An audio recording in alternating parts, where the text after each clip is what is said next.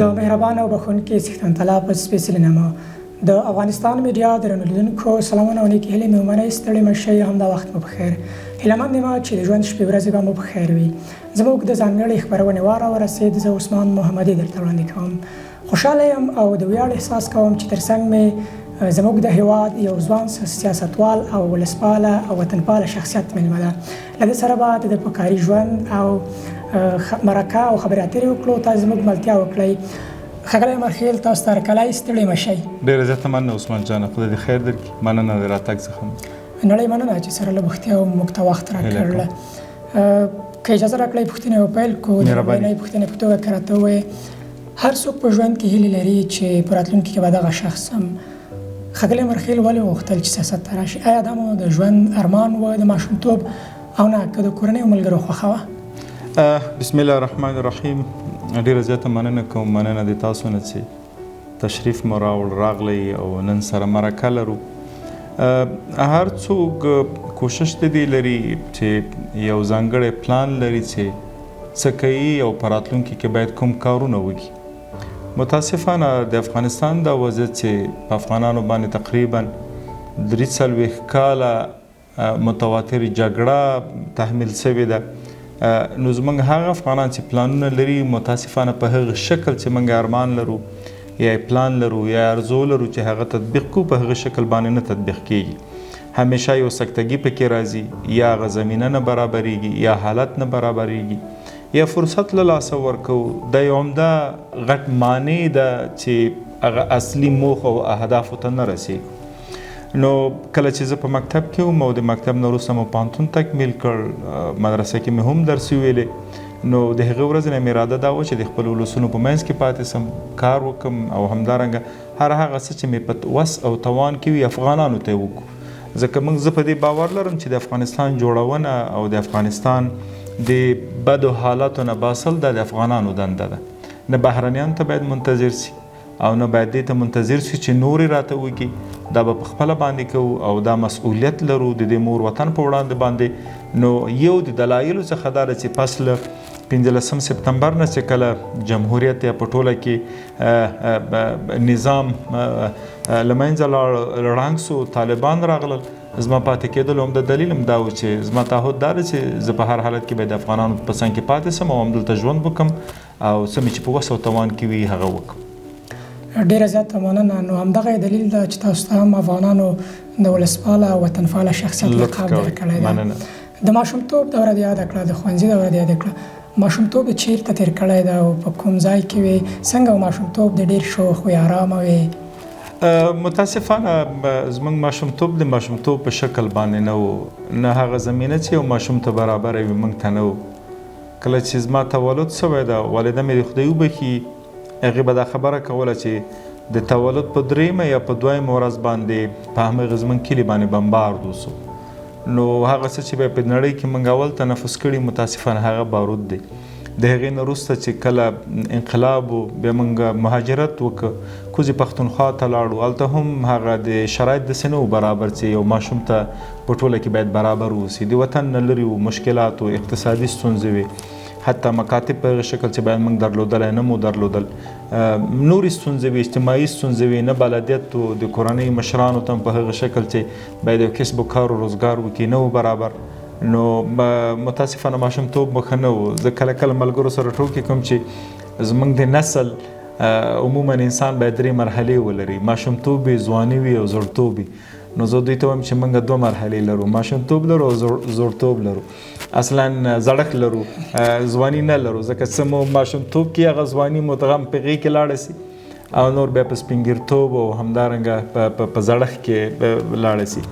نو ستونزې ډېرې وي خو بیا هم لله الحمد مننه د خپلې کورنۍ نه او مشرانو نه چې د دې موږ وتوانېدلو چې خپل په هغه سختو حالاتو کې تعلیم وکړو تحصیل وکړو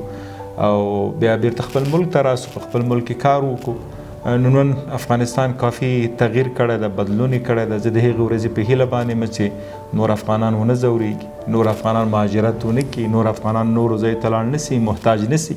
خپل ملک کې پاتې سي او غږ هم کوم په امارات اسلامي مشرتابه باندې چې دا د دوی مسؤلیت دی چې افغانانو ته د دې زمینه برابره کړي چې افغانان نورو ځایو ته لاړ نه سي نو متاسفانه مشکلات په تیره کې وو زده کړې مو په کومه برخه کې کړې دي او تر کومې کچې پورې مو رسولې دي؟ زه ماستري مې کړې ده او ماستري مې هم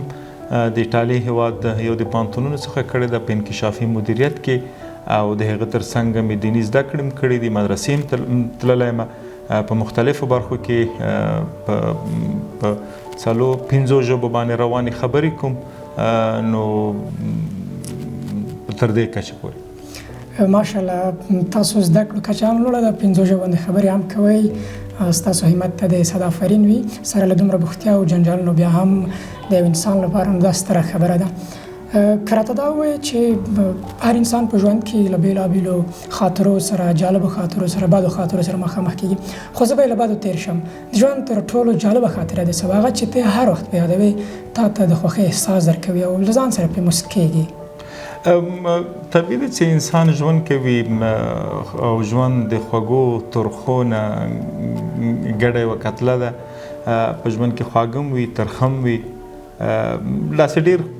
ښه حالت سره به مخامخ شوي یاستو. اما زما لپاره یو د خوښۍ بحث دا و چې په تېرو 20 کلونو کې په افغانستان کې کافي بدلون راغی. ځوانانو مو کافي تحصیل یې وکړ، تعلیم یې وکړ، تجربه یې ترلاسه کړه. زما یادېږي په 2004 کې به په کابل کې په اسانۍ باندې موږ نه توانېدلو چې څوک داسې څوک پیدا کړو چې هغه دې په یو دفتر کې یو تکړه مامور په حیث باندې چې په کمپیوټر پوه شي، په انګلیسي پوه شي او دفتري چارو باندې برلاسه وي.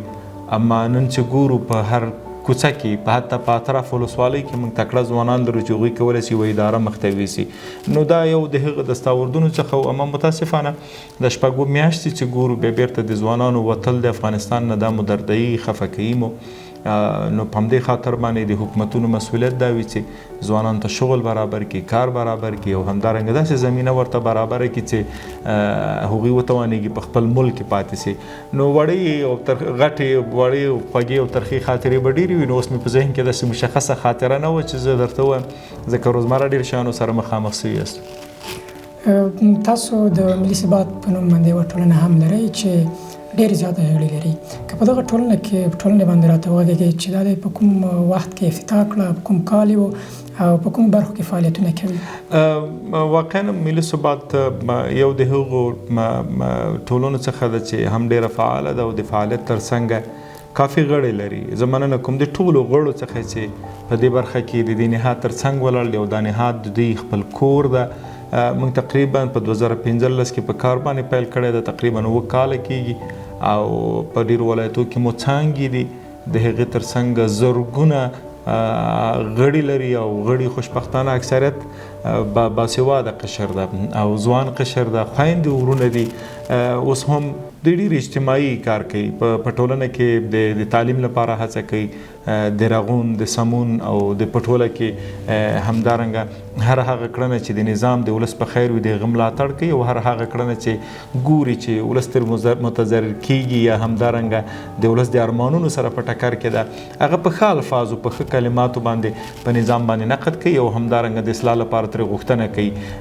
آګاهي ولس ته ورکوي او همدارنګه د یووالي لپاره موږ ډېر تمرکز دا یو د هغو نهادونو څخه د ملي ثبات چې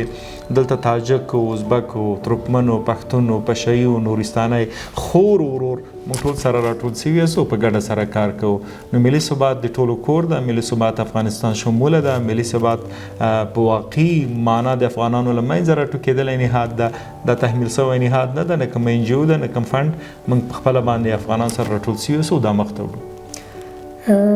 ډېرې خبرې مو وکړې په سیاست کې ستاسو پر ژوند باندې. که اوس راته ووایې چې ورزش سره یې څنګه د علاقه او کوم ورزش دې خوښېږي او د چا مینهوال یې په ورزشي ډګر کې؟ مننه. متاسفانه ما مخکې ویلي چې موږ ماشومتوب کې موږ ته دا زمینه نه وه برابره چې موږ دې په هغه شکل چې نن ماشومانو ته برابره ده یا نورو ممالکو کې ماشومانو ته برابره ده چې هغوی ورزش کې موږ ته نه وه. زه د کرکټ بورډ غړی یم، د 3 کالو پورې کله چې امارت اسلامي راغله د هغې نه وروسته غړیتوب نه لرم. نو طبیعي ده چې د کرکټ بورډ غړی نو کرکټ سره به د مینې او کرکټیانو ټولو سره ماشاءالله دا اوسنی کوم ملي ټیم چې ده دې کې ډېر تکړه چیرې دي، دې نه مخکې هم چیرې دي. زه به مشخص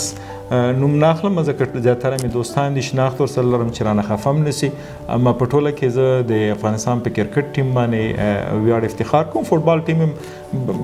ډېر ښه ده، کافي دستاورد لري، اما کرکټ ماشاءالله د افغانستان بیرغ په نړۍ کې رپولی ده او موږ افغانان د یو ښه ملت په حیث باندې نور نړۍ ته ورپېژندلي یاست. خپله مو هم کرکټ زده ده او که نه؟ ما کرکټ ډېر نه ده کړی خو پر باندې پوهېږم، یعنې کولی سم چې مثلا که څوک کرکټ کوي خپل نظر ورباندې ورکولی سم، خو په کرکټ مې ډېر نه ده کړی. د وروستۍ پوښتنې په توګه که راته ووایې له مطالعې سره څنګه کتاب مطالعه دې خوښېږي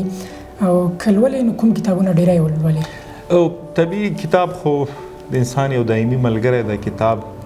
د روح غذا ده او کتاب باید مطالعه انسان ولري، که هغه سیاستمدار وي، که هغه استاد وي، که هغه هر څوک په هر کچه باندې کار کوي. زه تاریخ سره ډېره مینه لرم، سیرت النبي سره ډېره مینه لرم او د هغه ترڅنګ مختلف کتابونه مختلفه برخه کې د تجارت په برخه کې نورو برخو کې کوشش مې دا وي چې هغه مطالعه کوم، بالخصوص تاریخ سره نو مطالعه کوم. په پای کې مو خپل ولس ته خلکو ته هغه چې تاسو ګوري څه پیغام لرئ، خپل احساسات او خپلې خبرې مو ورسره شریک؟ اول خو تا نه ډېره مننه عثمان جانه، خیر اوسې د راتګ نه مو مننه. غږ کوم په ځوانانو باندې چې په اوسني حالاتو کې د هر څه نه زیات موږ ملي وحدت ته اړتیا لرو. مه پرېږدئ هغه څیرې او مه پرېږدئ هغه نهادونه او هغه بنسټونه چې د افغانانو په منځ کې بې اتفاقۍ ته لمن وهي،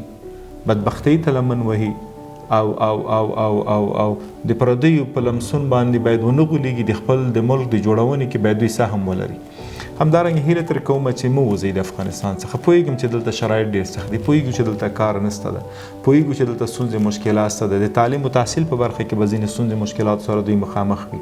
اما ناهیلي کېږي دي نه. دوی د مبارزه وکړي، د اصلاحاتو لپاره د غږ جګ کړي او همدارنګه دلته د ملک په جوړونه کې یو بل ته لاس ورکړي تر څو بدلون راسي. د هغې ترڅنګ غږ کوم په امارت اسلامي باندې چې د نجونو د مکتب بحث کوم مطرح ده، بحث د شپږم نه پورته دوی ته اجازه ورکړي، ځکه اسلام اجازه ورکړې ده او په نړۍ کې هیڅ داسې یو مملکت نشته ده که اسلامي وي غیر اسلامي وي چې هغوی د نجونو د تعلیم مانع دي ګرځېدلې وي. او د افغان نجونې فرق د نړۍ د نورو نجونو سره څه ده، د افغان میرمنو څه ده، هغه دا ده چې افغان میرمنو کافي قرباني ورکړې ده. افغان میرمنو د 40 کاله متواتر قرباني ورکړې ده او هیڅ بدبختیو برخه نه وه. کومه بدبختي چې په افغانستان کې وه هغه متاسفانه زموږ نارینه وو پکې ډېر لاس و. نو افغاني میرمنې قرباني دي او د دوی ترڅنګ باید ودرېږو، د دوی حق وغواړو. نو هیلهمند یم د هغې ورځې په هیله باندې چې هم دلته تعلیم وي، هم کار وي، هم روزګار وي او همدارنګه د افغانستان جوړونې لپاره په ګډه لاس ورکړو. ډېره زیاته مننه له تاسو کور دې ودان چې سره له بوختیا ډېره مننه راتګ نه مننه. خیر اوس ډېره مننه. درنو لیدونکو زموږ خپرونه همدومره وه. تر بیا بلې خپرونې چې زه ستاسې په درنه حضور کې حاضرېږم تر هغې مو په پاک او بښونکي څښتن ته لاس سپارم. هر چېرته چې یاست ښاد آباد اوسئ، د یو موټي سوکاله او په تعلیم او زده کړو سمبال افغانستان په هیله.